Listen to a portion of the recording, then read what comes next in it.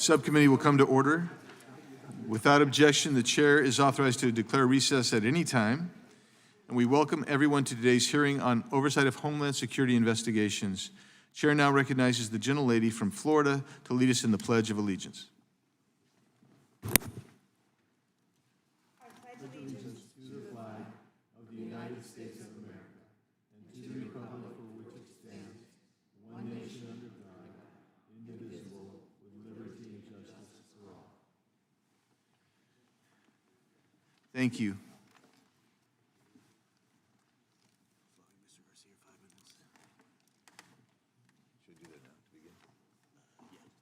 Without objection, Mr. Garcia will be able to participate in today's hearing for the purpose of questioning the witness and will receive 5 minutes for that purpose.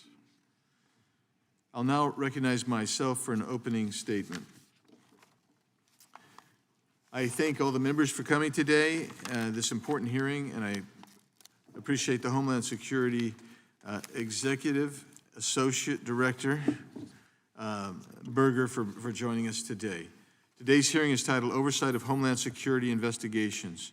Homeland Security Investigations, HSI, is a law enforcement agency within the Department of Homeland Security, and HSI has a broad mission and works to keep Americans safe. HSI plays a significant role in addressing child exploitation, both domestically and internationally. HSI handles more than 60% of CSAM cases in the U.S. that have an international nexus. In FY 2023, HSI initiated 6,601 child exploitation investigations and made 4,214 child exploitation-related arrests, and identified and assisted over 1,806 victims of child exploitation. The agency's specialized units, like the Cyber Crime Center and the National Child Victim Identification System, continue to be important in protecting children and dismantling global child exploitation networks. In this Congress, this committee has held two important hearings on these issues. The first was a year ago this month, titled Children Are Not for Sale, examining the threat of exploitation of children in the U.S. and abroad.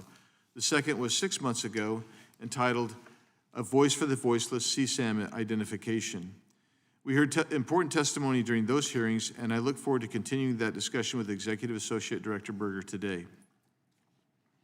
The very first hearing this subcommittee held this Congress was titled, The Fentanyl Crisis in America, Inaction is No Longer an Option. Unfortunately, that statement is still true today as it was last year when we heard the tragic stories from the loved ones that were poisoned by those who traffic in fentanyl. HSI has played a pivotal role in combating fentanyl trafficking into the country, seizing over 77,000 pounds of fentanyl in the last 3 fiscal years. In fiscal year 2023 alone, HSI seized over 41,000 pounds of fentanyl. However, in my opinion, HSI's efforts are slowed and hampered by its lack of Title 21 authority. Title 21 of the United States Code is needed to independently investigate and enforce drug laws. Currently, only DEA and FBI have Title 21 authority. Without it, HSI must rely on DEA approval to investigate narcotics trafficking. These unnecessary bureaucratic steps cause delays in investigations and hamper the success of both agencies. HSI's efforts domestically and internationally target the disruption of supply chains of synthetic opioids. HSI also combats numerous other threats to our citizens and our economy, such as preventing intellectual property theft, tackling cyber threats, and stopping financial fraud, illegal trade, and the sale of counterfeit goods. It is obvious that HSI has a full plate, which is why I was concerned to hear that HSI is overburdened by its commitment to support the U.S. Secret Service with protection duties. Make no mistake, I am committed to ensuring that those the Secret Service protect are fully protected so that we can avoid the situations we've witnessed over the past 2 months. But we need to do it in a way that is not interfering with other very important law enforcement functions. HSI faces operational challenges due to the diversion of personnel and funds to support Secret Service operations. From 2019 to 2024, HSI provided over 717,000 hours of personnel support to the Secret Service at a cost of over $23 million in unreimbursed salaries. And according to some whistleblowers, some of the agents assigned to protect President Trump in Butler, Pennsylvania were HSI agents. I'm curious to know the type of training that these protective agents that are on loan from HSI receive from Secret Service. As I indicated, I'm all for protecting our president, vice president, and major candidates for those office. But that is 717,000 hours that could have been used to combat human trafficking, interdict fentanyl trafficking, or stop the proliferation of CSAM. To that end, I have produced a document that I'm forwarding to the Speaker of the House on ways to mitigate Secret Service's needs, and look forward to his response to that.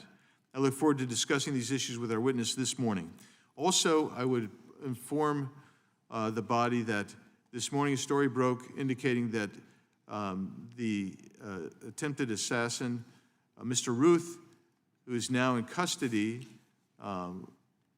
was referred to investigation by CBP to HSI, and HSI had declined that investigation.